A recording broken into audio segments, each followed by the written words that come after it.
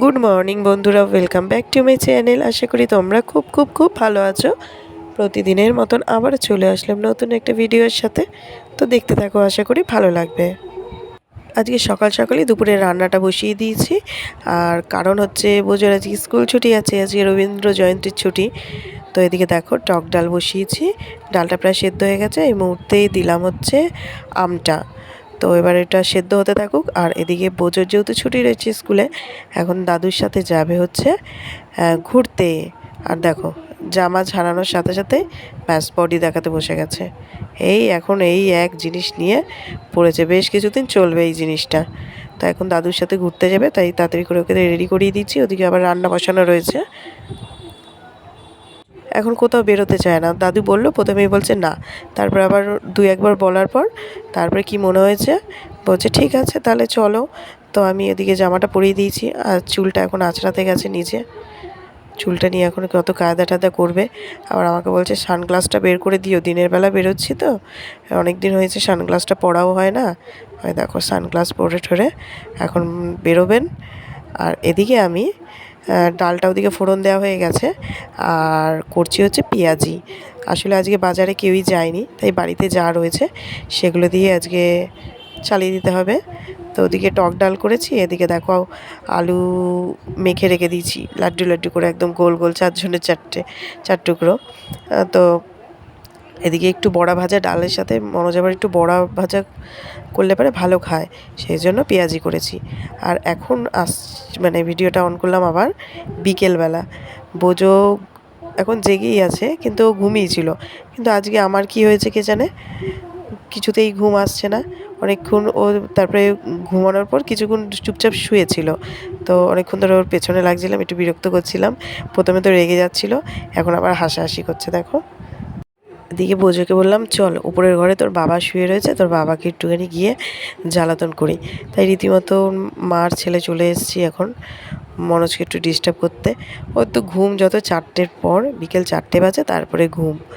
এখন দেখছি ঘুমোচ্ছে, তো আমাদের আওয়াজ পেয়ে আবার জেগেও গেছে।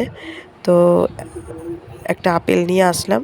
আপেলটা কবে দিয়ে পড়ে রয়েছে, খাওয়ার আর লোকজন নেই। দেখছি একটু এক সাইডটা কীরকম হয়ে গেছে, এরপরে নষ্টই হয়ে যাবে। তাই ভাবলাম নিয়ে আসি আপেলটা, বসে উপরের ঘরে খেয়ে নিই। আর আমাকে যেহেতু আপেল আনতে দেখেছে, বোঝোকেই প্রথমে বললাম আপেল খাবি, বলছে না আমি আপেল খাবো না। তো আমাকে যে আপেল আনতে দেখেছে, তো দৌড়ে চলে গেল ও হচ্ছে ক্যাডবেরি আনতে। ওরও এখন খিদে পেয়ে গেছে, এই যে ক্যাডবেরি নিয়ে এখন চলে এসছে। আর আরেকজন তো এখনও শুয়ে রয়েছে, মানে জেগে জেগেই শুয়ে রয়েছে। আর ওপরের ঘরটা নিচের ঘরের থেকে এখন ঠান্ডা। এই দুদিন ওয়েদারটা একটু ভালো রয়েছে, বৃষ্টি হয়েছে। নিচের ঘরটা কেমন গুমোট গরম লাগছে, ওই জন্যই আমার আরও ঘুম আসছিল না দুপুরবেলা। কিন্তু উপরের ঘরে এসে দেখছি জানলাটা খোলা রয়েছে, দুটো জানলাই। আর জানলাগুলো দিয়ে এত হাওয়া আসে, মানে পুরো ঠান্ডা হয়ে রয়েছে, আর ভালোও লাগছে। আর বাবার ছেলে এখন ওপরে শুয়ে রয়েছে বলে ওপরে দেখছি, বাবা তো একদম পা হাত ছড়িয়ে শুয়ে রয়েছে, মানে মনোজের কথা বলছি। আমার আর শোয়ার জায়গা নেই, তাই আমি বালিশটা নিয়ে নিচে শুয়েছি। আর ব্যাস এই দেখো না, আমি শুয়েছি, ব্যাস মা আমিও তোমার পাশে শোবো বলে বোঝোও চলে এসছে আমার পাশে শুতে। তো ওকে বলছি নিচে শুস না, ঠান্ডা লেগে যাবে, যা উঠে যা। তো ও আবার উঠে গেল ওপরে। আর এখন এই যে বাবার ছেলের কাণ্ড হচ্ছিল, মানে হুড়োহুড়ি। আর ছেলে বিরক্ত হয়ে এখন আবার নিচের ঘরে চলে যাচ্ছে। আর যেটা বলছিলাম, উপরের ঘরটায় শুয়ে মানে আজকে শান্তিও রয়েছে দিনের বেলা। এই দুদিন আগে উপরের ঘরে থাকা যাচ্ছিল না, এত গরম। আর দেখো যেই ওয়েদারটা একটু চেঞ্জ হয়েছে, পুরো উল্টো হয়ে গেল। নিচের ঘরে এখন থাকা যাচ্ছে না, গুমোট গরম লাগছে। উপরের ঘরের জানলাগুলো দিয়ে যেহেতু হাওয়া আসছে, পুরো ঠান্ডা হয়ে রয়েছে একদম। এই জন্যই বলে প্রকৃতির রূপ, কখন যে কি হয়। আর বোঝোর ডান্সটা একবার দেখো। আর দেখো না, অনেকক্ষণ ধরে পুচকেটা খুব ডাকাডাকি করছে। উপরের ঘরে শুয়ে রয়েছি, তো আবার বেরিয়ে আসলাম। বেরিয়ে এসে ওর বাবাকে বললাম যে কে এরকম ডাকছে এত পুচকে। তো দেখছি ভেতরে রয়েছে, আমি বললাম একটু বাইরে বের করে দাও না। তো বাইরে বের করার সাথে সাথে ওরা খালি কোণা খোঁজে, দেখো না, খালি এদিক ওদিক কোণার মধ্যে যাচ্ছে খালি। আর এত ডাকছে, যেখানেই দাঁড় করেছে একবার তো ওদিকটা যেতে যেতে ঘরের ভেতর চলে যাচ্ছিলো।